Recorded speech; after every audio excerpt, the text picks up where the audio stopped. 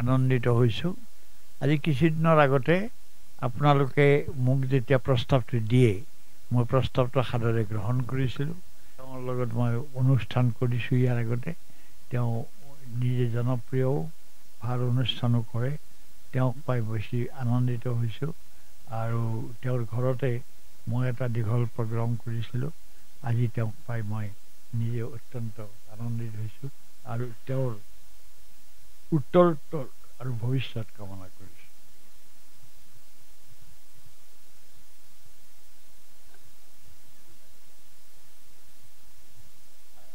ভৱিষ্যতে আপোনালোকক বিভিন্ন প্ৰকাৰে সহায় সহযোগ কৰাৰ প্ৰতিশ্ৰুতি ৰাখিলোঁ আৰু মই জীয়াই থকা দিনকেইটা আপোনালোকৰ লগত সহযোগ কৰিম। আজি ৰাজ্যৰ বিশিষ্ট সাংবাদিক তথা চিন্তাবিদ লেখক হাইদৰ হুছেইনক প্ৰদান কৰা হ'ল লেংডন বাতৰি সাংবাদিকতা বঁটা 2025।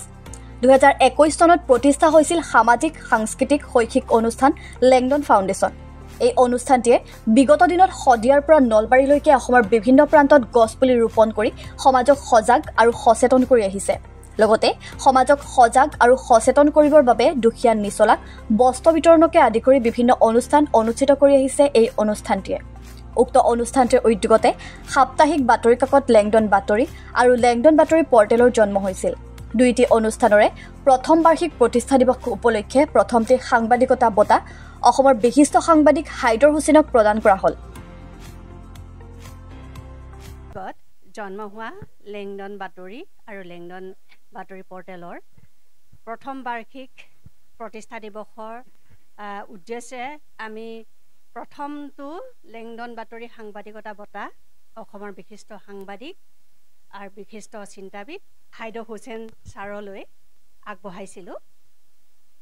তেখেতৰ অসুস্থতাৰ কাৰণে আজি আমি তেখেতৰ বাসগৃহতে আহি বঁটাটি আগবঢ়াবলৈ পাই যথেষ্ট সুখী হৈছোঁ আৰু ছাৰৰ সুস্বাস্থ্য কামনা কৰিছোঁ। সোনকালে ছাৰ সুস্থ হৈ উঠক, আমাক আশীৰ্বাদ দিবলৈ, আমাক দিগদৰ্শন কৰিবৰ কাৰণে।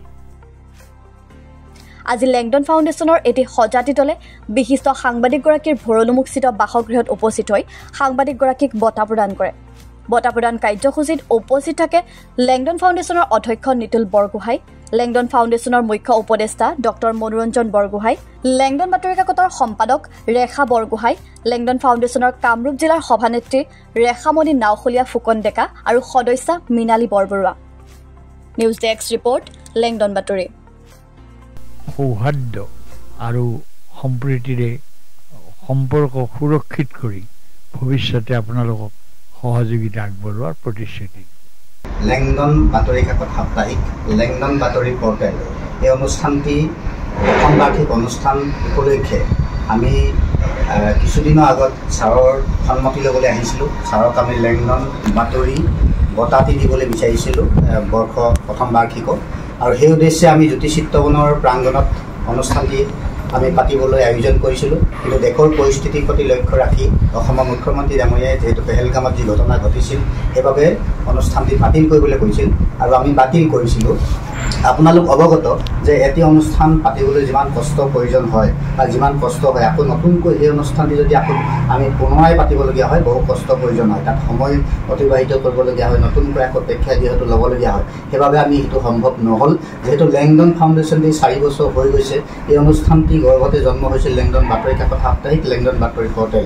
এই অনুষ্ঠানটি প্ৰথম বাৰ্ষিক অনুষ্ঠানৰ উপলক্ষে আমি অসমৰ বিশিষ্ট চিন্তাশীল ব্যক্তি, আমাৰ লেখক, বিশিষ্ট সাংবাদিক, তেখেতৰ চিন্তাই যি সমাজক উদ্বুদ্ধ কৰিছে আৰু সেই উদ্দেশ্যে আমি তেখেতৰ চিন্তা চেতনাক আমি সমাজখনে জাগ্ৰত হৈছিল, তেখেতৰ চিন্তাই যি কলমৰ নিগৰি গৈছিল কলমত লেখা, সেইবাবে আমি তেখেতৰ ওচৰলৈ আহিছোঁ আৰু তেখেতক এটি বঁটা আমি যি ঘোষণা কৰিছিলোঁ আজি আমাৰ বিশিষ্ট সাংবাদিক হাইদৰ হুছেইন ছাৰৰ ঘৰলৈ আহি আমি তেখেতৰ বাসস্থানত আহি আমি বঁটা প্ৰদান কৰিবলৈ বিচাৰিছোঁ।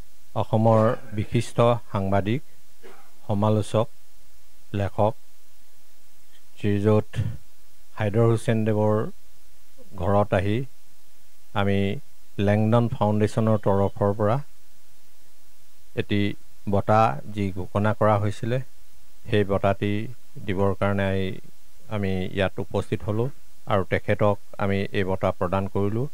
আমি অতিশয় সুখী যে তেখেতক আহি আমি এইদৰে তেখেতৰ বাসস্থানত আহি আমাৰ বঁটাটি প্ৰদান কৰিব পাৰিলোঁ। আৰু তেখেতক একচুৱেলি আমি আনুষ্ঠানিকভাৱে অনুষ্ঠান পাতি এই বঁটাটি প্ৰদান কৰাৰ চেষ্টা কৰিছিলোঁ। অসুস্থতাৰ কাৰণে তেখেতক এনেধৰণে বঁটা আমি অনুষ্ঠানত দিবলৈ অক্ষম হ'লোঁ। তথাপিতো তেখেতৰ বাসস্থানত আহি আমি অত্যন্ত সুখী হৈছোঁ। তেখেতক সশৰীৰে আমি ইয়াত বঁটাটো প্ৰদান কৰি তেখেতৰ সুস্বাস্থ্য দীৰ্ঘায়ু কামনা কৰিলোঁ। অতি সোনকালে যাতে তেখেতে স্বাস্থ্য উন্নতি কৰি যাতে সমাজৰ যি কাম, সাংবাদিকতাৰ যি কাম, লিখনিৰ যি তেখেতৰ হাতৰ কলমৰ জোৰ, সেইখিনি যাতে আগবঢ়াই সমাজখনৰ উন্নতি, সমাজখনক দিগদৰ্শন কৰে, তাৰ আশা কৰি আমি তেখেতৰ সুস্বাস্থ্য পুনৰবাৰ কামনা কৰিলোঁ।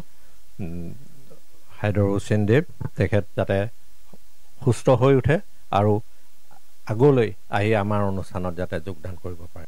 নাই, ধন্যবাদ জনাইছোঁ। আপোনালোকে ইমান কষ্ট কৰি ইমান প্ৰখৰ ৰ'দত আজি আহি দেউতাক এইখিনি সন্মান জনোৱাৰ কাৰণে আমি আমাৰ পৰিয়ালৰ ফালৰ পৰা কৃতজ্ঞতা জ্ঞাপন কৰিছোঁ আৰু লেংডনৰ সকলো সদস্যকে আমাৰ পৰিয়ালৰ ফালে আন্তৰিক ধন্যবাদ জনাইছোঁ।